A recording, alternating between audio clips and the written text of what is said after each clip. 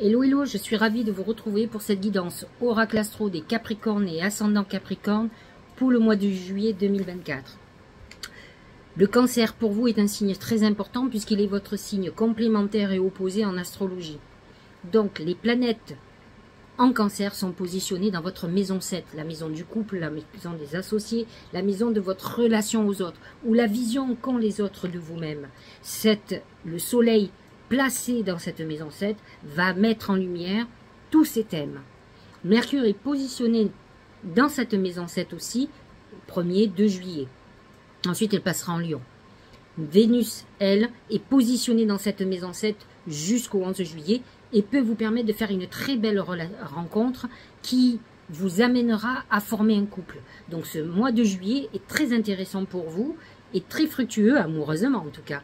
Donc il pourrait vous ouvrir les portes de l'amour et d'un amour sincère. Vous attendez quelque chose de solide. Et c'est pas parce que vous donnez une apparence de froide qu'à l'intérieur vous n'êtes pas aussi hypersensible comme le Cancer. Nous aurons ensuite le soleil qui va passer en Lion le 23 juillet et il va se positionner dans votre maison 8, la maison de la transformation, la maison des gains et des pertes financières, des héritages par exemple, la maison de la mort et de la sexualité. Ce soleil en Lion va vous amener quand même à être beaucoup plus sexe, beaucoup plus sexy, beaucoup plus caliente comme on dit. Mercure aussi, vous allez avoir beaucoup en pensée, aussi bien par contre tout ce qui est héritage, tout ce qui est finance, si vous êtes dans une période où vous avez besoin d'un crédit par exemple, vous pourriez être préoccupé par quelqu'un qui est problématique, mais Mercure en Lion vous amène quand même quelque chose des idéaux très importants et donc il parle plus à mon sens de sexualité où vous êtes beaucoup plus porté sur la chose parce que le Lion est quand même un signe de feu animal, on va dire ça entre guillemets, et Mercure amène aussi le besoin de finances, de bien-être à ce niveau-là, et donc vous serez un petit peu plus connecté à ça. Vénus dans cette maison 8 aussi va vous amener une rencontre torride ou quelqu'un avec qui on a une pulsion très importante. Ça peut être aussi quelqu'un qui vous amène à vous valoriser aussi financièrement et dans votre rang social. Mercure ensuite va passer en Vierge, c'est un signe ami pour vous, positionné dans votre maison 9. Mercure peut vous amener à avoir envie de voyager, de déménager, pourquoi pas, mais il va vous amener aussi l'envie de beaucoup plus de connaissances, de reprendre des études. On est dans une réflexion qui peut être aussi très professionnelle et ou de mettre en route de nouvelles possibilités, par exemple dans votre vie professionnelle, dans des nouvelles perspectives. C'est la maison du tout est possible, ou de toutes les portes qui peuvent s'ouvrir pour vous. Donc soyez très ouverts à partir du 26 juillet, malgré que ce soit la pleine période de vacances, ça pourrait bien bouger à ce moment-là. Pluton est en Verseau, dans votre maison 2, et amène une transformation profonde quand même dans tout ce qui est finance.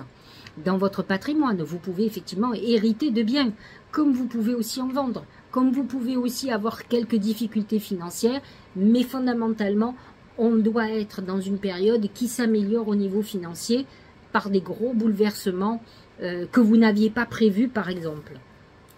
Alors attention, Pluton est entre 0 et 1 degré, donc il ne touche que les Capricornes du tout début des camps, qui sont du 23-24 décembre. On est dans cette époque-là, ça ne touche pas les Capricornes de janvier. Nous avons les planètes en Poisson qui sont positionnées dans votre maison 3, la maison de la communication, des frères et sœurs, mais aussi de tout ce qui est mouvement, petits déplacements, d'études, de connaissances. Saturne et Neptune vont recadrer vos pensées. Vous pourriez avoir été dans une période de divagation, d'influence. Neptune en Poisson a pu amener au niveau Mercure des choses qui ont pu vous mettre de l'illusion devant les yeux, alors que Saturne va vous recadrer.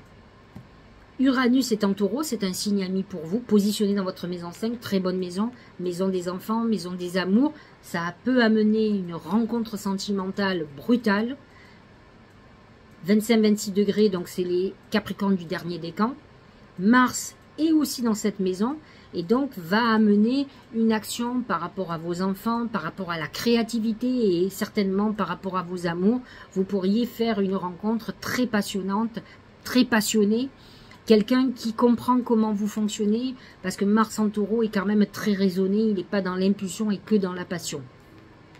Ce qui est intéressant aussi, c'est qu'ensuite Mars passe en Gémeaux et va rejoindre Jupiter qui, vous le savez, est positionné dans le Gémeaux toute une année. Il est positionné dans votre maison 6. Jupiter va vous amener à certaines obligations, va vous amener à un côté professionnel et financier important. Voilà pour ce qui est d'astrologie. Au niveau des lunes, la nouvelle lune en Cancer, positionnée dans votre maison 7, est une maison qui va aspecter le couple, les associations, les rapports aux autres.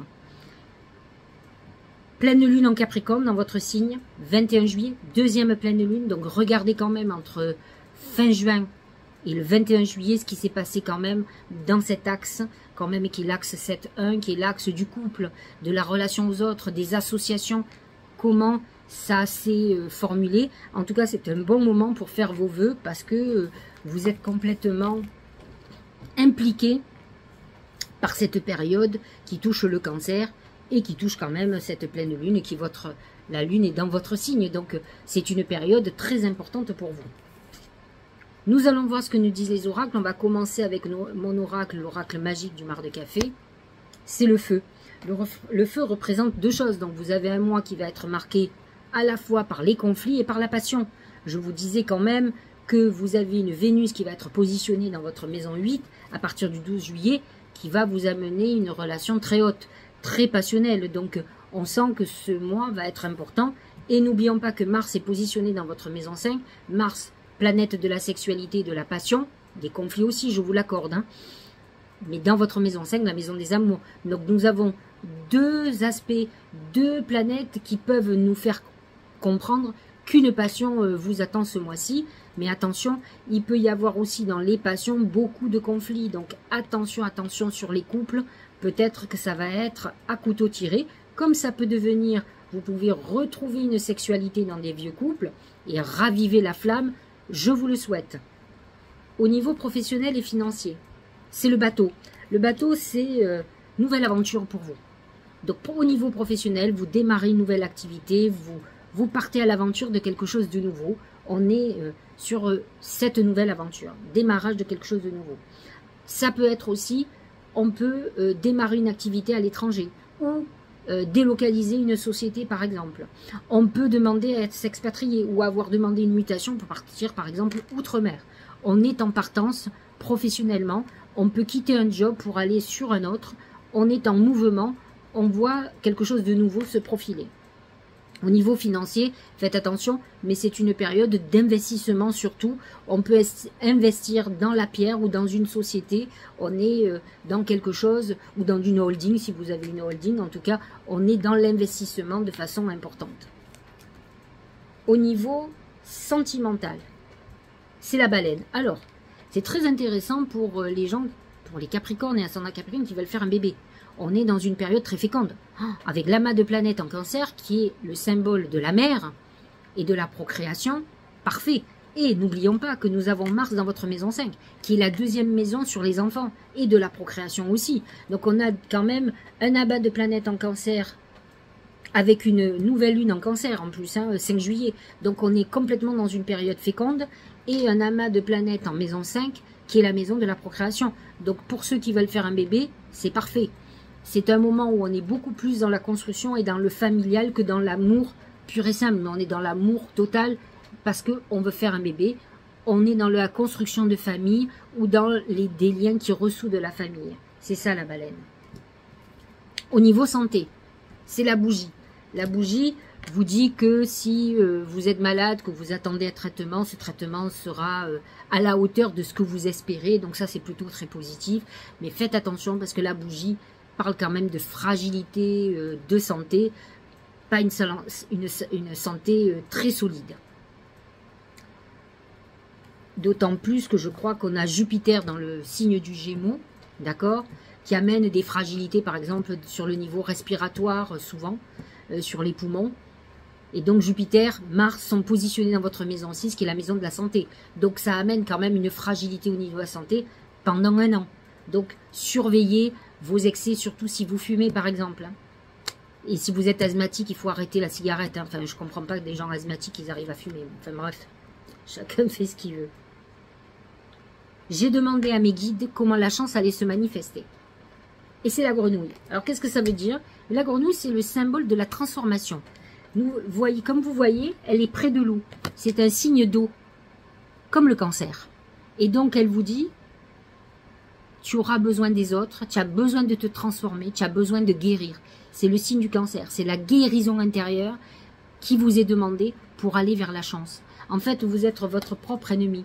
En ne voulant pas faire l'effort de vous guérir, de trouver un équilibre, vous continuez à traîner des casseroles qui vous empêchent de vous épanouir totalement. C'est-à-dire que même si vous avez l'impression que vous réussissez, vous ne réussissez pas à la hauteur de ce que vous pourriez le faire parce que vous ne réglez pas certaines choses au niveau psychisme. Mais c'est ce qu'on vous demande. La grenouille vous dit, je sais que c'est difficile d'aller voir par exemple un psy, de te faire aider parce que tu vas beaucoup pleurer, mais c'est nécessaire pour que tu ailles à la guérison et que tu te transformes dans la meilleure version de toi-même. Vous avez tellement de compétences et de capacités, de puissance. Le Capricorne est déterminé, il souffre en silence, il est persévérant. Alors, utilisez toutes ces qualités, mais libérez-vous de ce qui est quand même très lourd et qui est un gros fardeau pour vous. Alors, nous allons voir ce que disent les autres oracles. On va commencer avec le Tao. C'est la commissure des lèvres. C'est tout ce qui est lié à la nutrition, la santé, bien-être, instauration de l'équilibre, sustentation du corps, de l'esprit et de l'âme. C'est exactement ce que je viens de vous expliquer. C'est cette maison 6 qui est aspectée. C'est ce que cette grenouille vous dit pour le côté chance. Tu dois guérir, tu dois faire attention à ce que tu manges, à ce que tu bois. Beaucoup de Capricornes sont dans les excès. N'oublions pas que c'est un signe très excessif. C'est un bouc hein, avec une queue de poisson. Hein, et donc, il a un côté un peu scorpion quand même dans l'autodestruction. Donc, attention, retrouvez un équilibre intérieur. Rééquilibrez-vous au niveau de la santé et vous verrez que vous serez d'autant plus performant et performante. Le ressenti, eh bien, c'est l'amas de planètes en cancer. Ce que vous ressentez profondément et imaginez clairement a tendance à prendre racine en vous. Alors, prendre racine à vous, ça a une vraie consonance Capricorne. C'est-à-dire que si vous arrivez, parce que le Capricorne est beaucoup plus terre à terre qu'intuitif. Et pourtant, signe complémentaire du cancer, il a une intuition sûre, autrement il ne réussirait pas comme il réussit. Mais son côté trop pragmatique, trop calculateur, trop dans la maîtrise de tout, l'empêche d'utiliser trop son intuition. Et là on vous dit, utilise ton ressenti et effectivement vous ferez des miracles. Vous êtes complètement dans la phase, la période idéale pour libérer cette intuition et la nouvelle lune et la pleine lune du 21 juillet sont favorables pour vous pour tout ça. Alors connectez-vous, faites vos vœux, pour vous ça sera que bénéfique. Et regardez, la source intuitive, on est encore dans l'eau et dans le cancer, encore dans cette intuition. Écoutez votre cœur et votre intuition, ouvre la voie royale de grande réussite. C'est exactement le même message et ce que je vous expliquais avec la grenouille où vous manquez d'intuition. Vous devez ouvrir votre cœur, vous devrez ouvrir votre troisième œil à l'intuition. Et c'est ce que toutes ces planètes en cancer vont vous pousser à faire. Alors lâchez prise. Pour une fois, laissez-vous porter. Vous êtes quelqu'un qui ne faites pas, qui n'agissez pas sans réflexion, de façon... vous savez mesurer le danger. Vous n'avez aucun risque. Vous ne pouvez que réussir. Voilà, j'espère que cette guidance vous aura éclairé. Je vous souhaite un très bon mois de juillet, vous l'aurez compris, c'est un très bon mois, mais il va falloir que vous vous reconnectiez à l'essentiel et à votre intuition, que vous lâchiez un peu votre carapace. Hein, on dit toujours que les Capricornes sont emmurés dans une forteresse infranchissable, alors qu'à l'intérieur, ils sont dans l'hypersensibilité, ils se protègent contre leurs faiblesses. Et là, on vous dit, ouvrez-vous. Dans la vie, il faut juste savoir dire non et utiliser cette hypersensibilité pour vous guider. C'est ça qui vous permettra de réussir encore plus que les autres. Je vous souhaite un très bon week-end, un très bon mois de juillet et je vous dis à très bientôt.